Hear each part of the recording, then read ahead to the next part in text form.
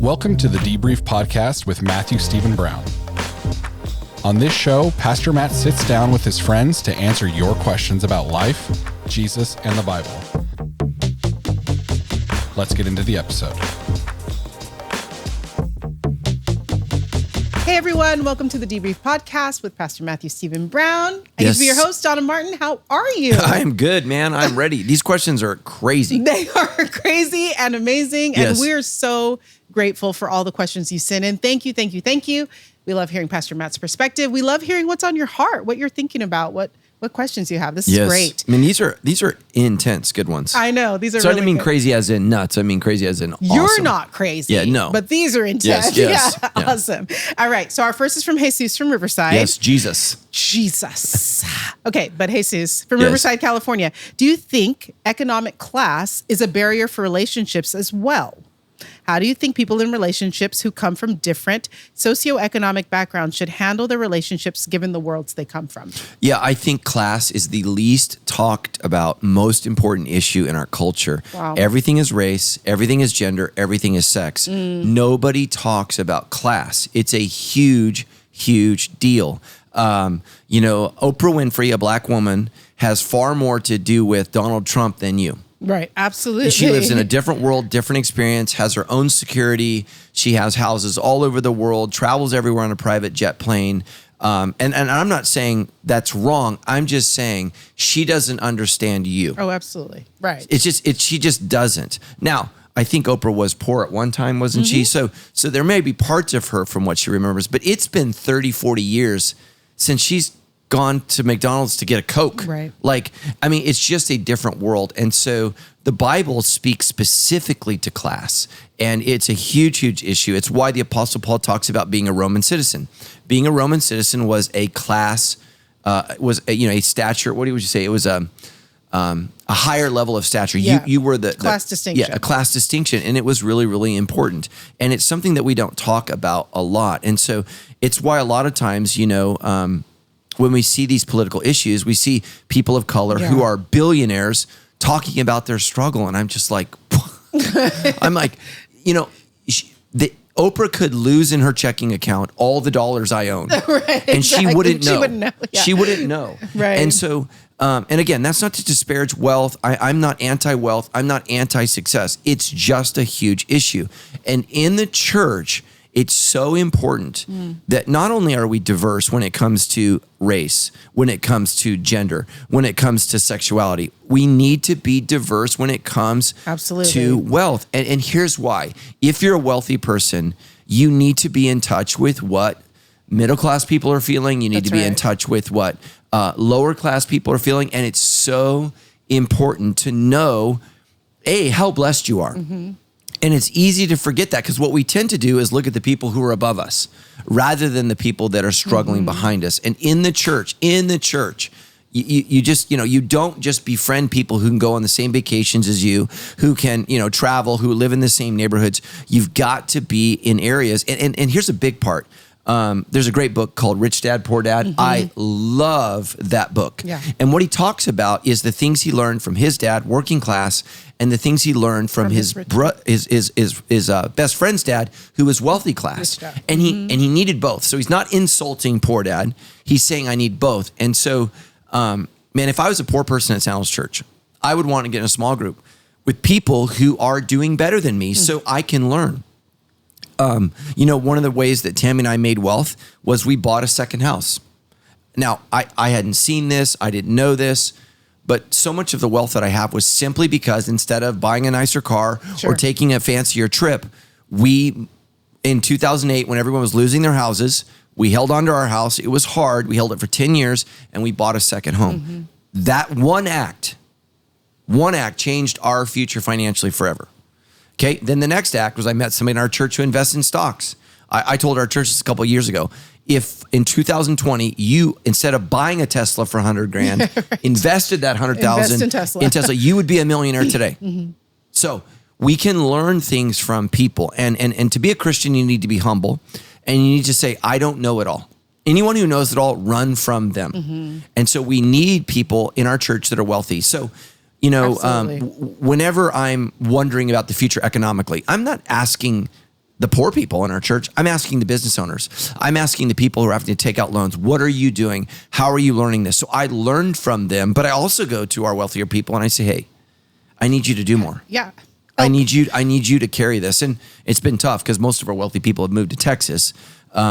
So quitters, but I mean, California's a tough economic climate, but we need this, but I think it's a very real thing to talk about, man, in dating. Yeah, like absolutely. if you are a poor person and you're dating a wealthier person, you need to talk about that because there are expectations that wealthy kids have that poor kids don't with my own kids. Yeah, absolutely.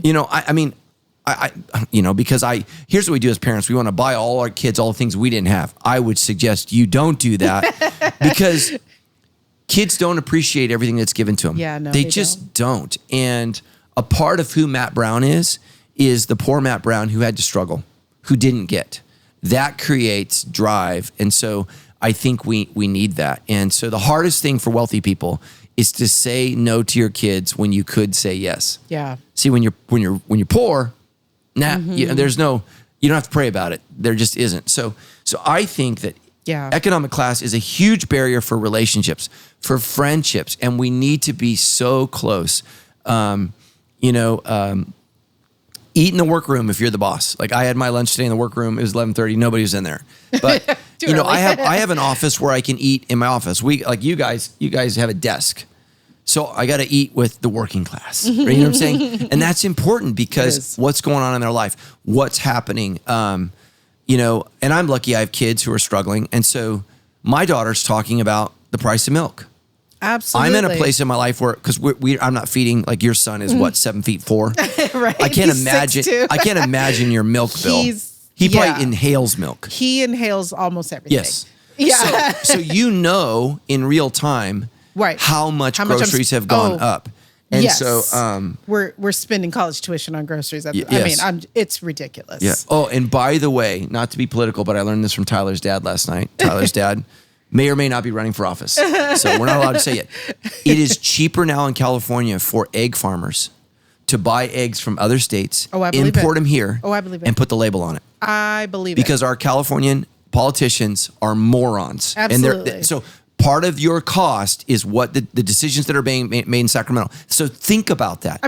It's cheaper to buy eggs from Arkansas, bust them here, put a California label on them, and then you buy them. $9 than it is for 18 eggs. Do you know how much eggs are in Utah? How much? $1.79 a dozen. How much did you say they are here? I was trying to buy an 18 count organic eggs. Yes.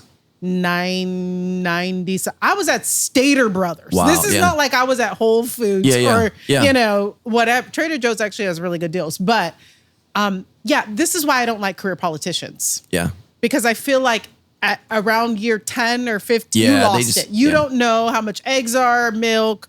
You're up here, finagling with these people. You have no idea what's happening here. I went to a dinner for Sheriff Bianco. Yeah. And one of the things I was so impressed with, everybody there was normal. Yeah, I love that. There was no... Right. I've been around Governor Newsom.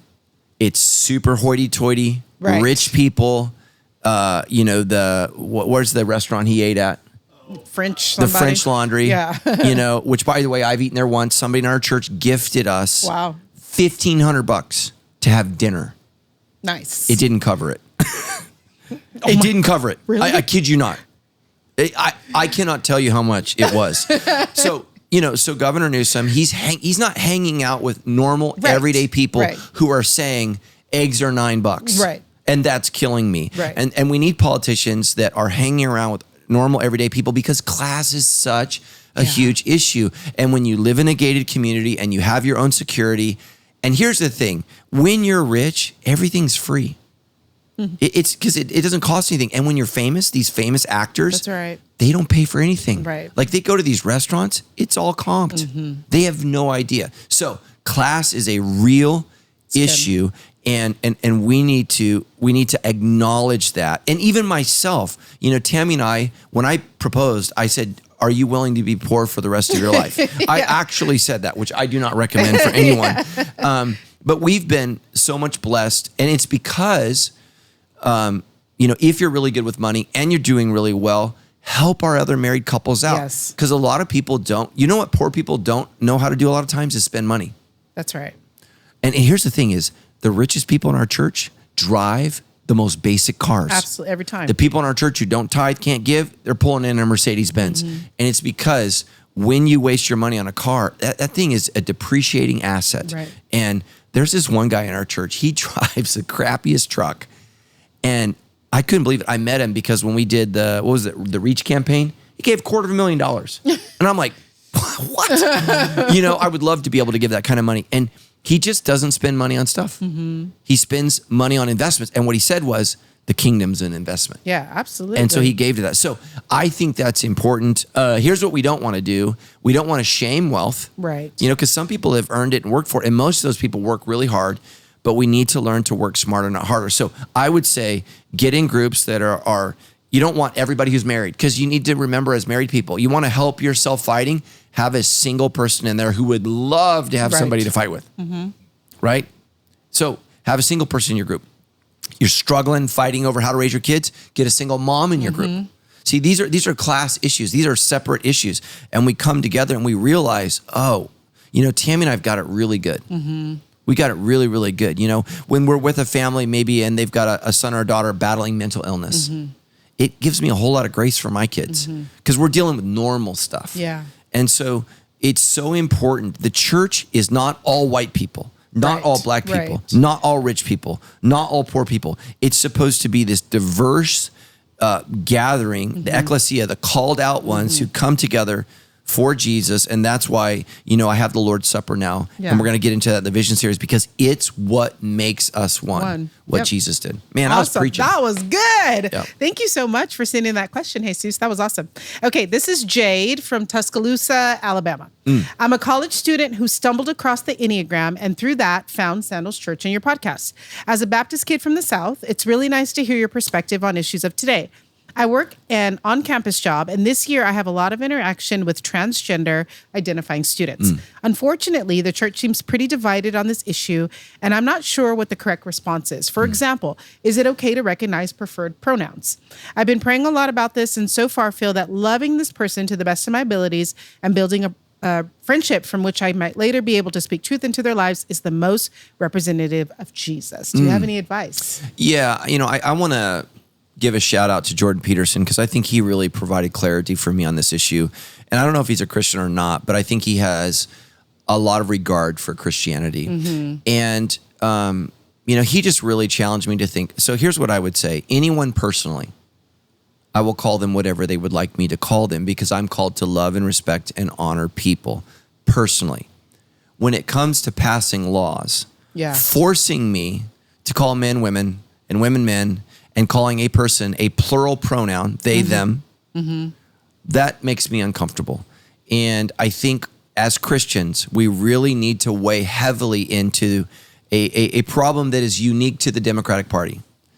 And Democrats used to be for free speech. Yeah. And I think Bobby Kennedy, whatever you think about him, he is right on when he says the Democratic Party has lost touch with freedom of speech. It's the most precious thing we have. Yeah. And you need to know, you can't do it in Britain. You can't do it in Australia. Right. I mean, people are being arrested in the UK for posting things on Facebook. Like, I disagree with our immigration policy. And so, hate speech, that whole thing is, ugly speech is what needs to be protected. And again, I don't want you being called racial slurs or whatever, but people have the right to be a moron in a free country. Right. And to say terrible things and to say things that we don't agree with. Now, you don't have the right to threaten, to say I'm going to hurt or maim. To me, that's hate speech. Like, I'm going to shoot you. Okay. Now we got something. But name calling, whatever. We need to really, really protect that. And so what I would just say is, as Christians, I think we need to vote our conscience and vote for free speech. And the right is, you deserve to be called whatever you want, but I deserve the right not to be compelled to use speech that disagrees with what I fundamentally believe about God, about sexuality, about male and female. So I need to be able to hold those truths. And so it's really this difficult issue. But if we had a transgender person in our church who was coming to church and it was a man, who wanted to be identified as a woman, the first thing I would say is, what is your name? And I actually have somebody in my life who's trans, and the pronoun issue is not an issue. And here's why. I know them personally. So you know what I call them? Their name. Their name. Right. Yeah. And so whatever people want to be called, I would call them, as long as it's not, profane. If somebody wanted to be called the F word, I would say no. Yeah, right. I don't like the N word between black people. I don't I don't like that word. I'm not a fan of that word. So I wouldn't use that word. Even if somebody said, call me that, I would say no. Because that's offensive to me. Right. I wouldn't call if somebody wanted to be called something that I thought was profane.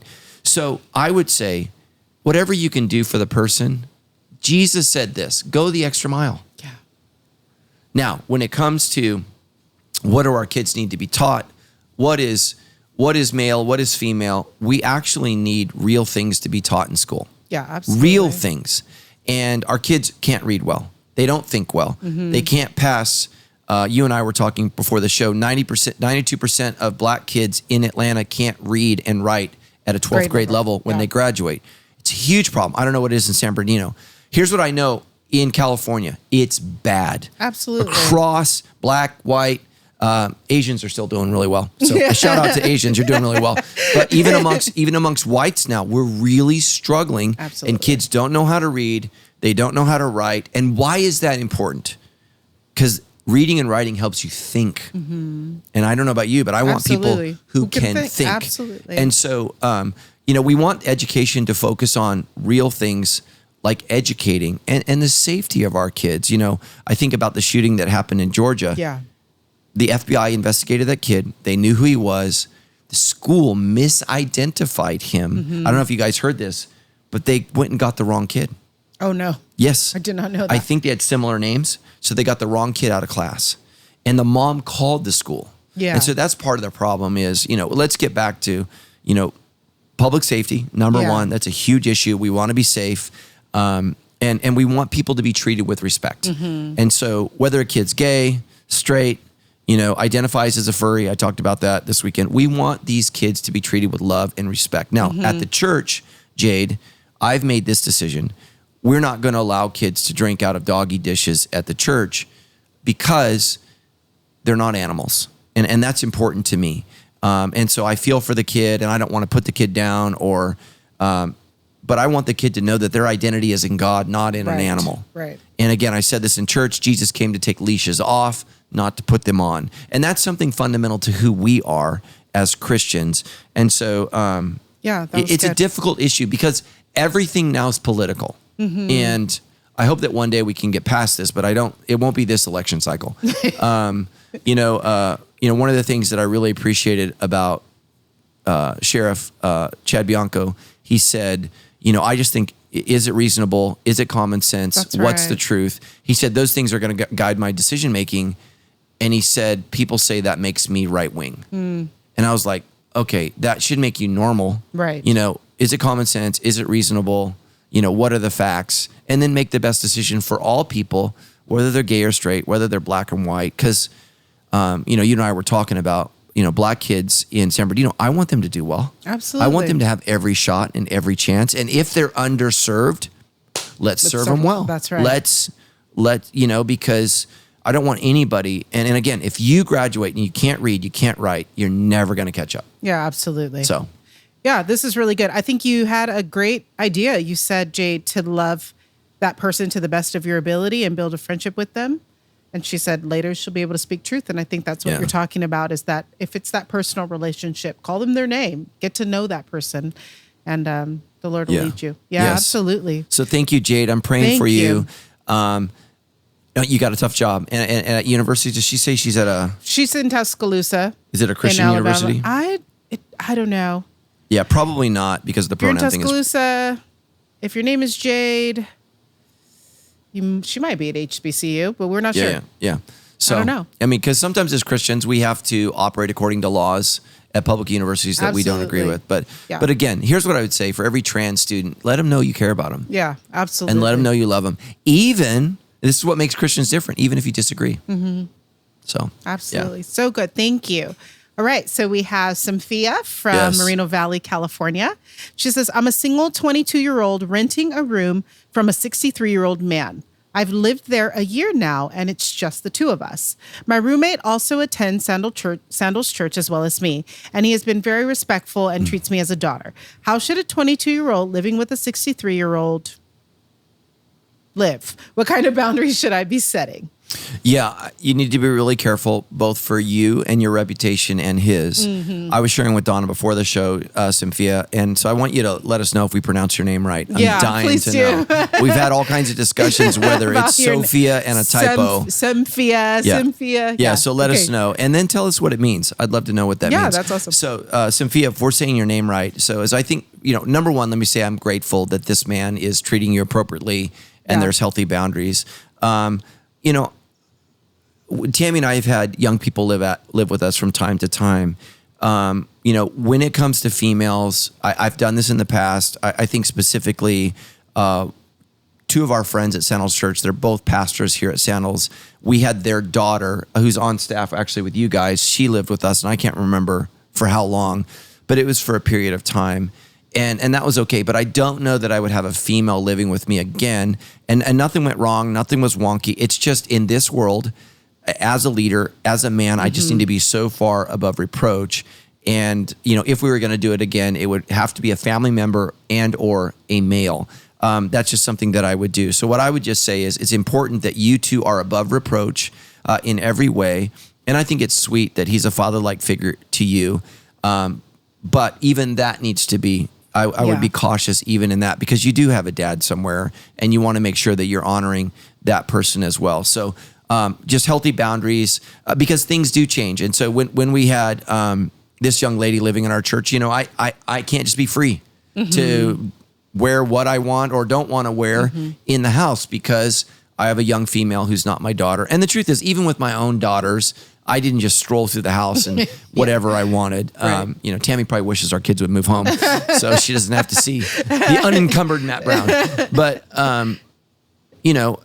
you got to be really respectful. And what I would just say is it's really, really important that you guys maintain a healthy relationship that's appropriate for a 63-year-old man and a 22-year-old young lady. I don't think under any circumstances that's a relationship that I would encourage in any kind of way, because I just think 63-year-old men need to be dating 60-year-old women, and 22-year-old woman would need to be dating somewhere in your age range. There we go. Yeah. If I can pronunciate. But I would just say maybe that's one of the things that you guys can talk together. Hey, how does this look? How do we maintain healthy boundaries? And so what I would just say is there needs to be an aspect of a tenant, what would you call it? Landlord relationship. And that needs to be, because you're there, Cynthia, because you're paying. And you need to remember that. And so I'm grateful that people in our church are doing this. I think maybe something that could help is maybe another roommate. Yeah, I was gonna, that would make me more comfortable if there was two. I don't know how big the house is, but I think that's something that would be healthier. And the Bible says that we're to live above reproach. And so what that means is above any kind of negative rumors or gossip about something in the community at large. We need to be aware of that. And a lot of Christians say, well, I don't care what anyone says. Well, that's not what the Bible says. The Bible says we need to live above reproach and not let the community kind of misname what's going on there. So do you have any thoughts? Don't let your good be spoken evil of, yes, right? So it's the same concept of living above reproach. And so from an outside perspective, someone looking in, they may question this relationship. They may question this living arrangement. I was going to say the same thing. Is there another friend, sister friend, homegirl that can move in with you guys?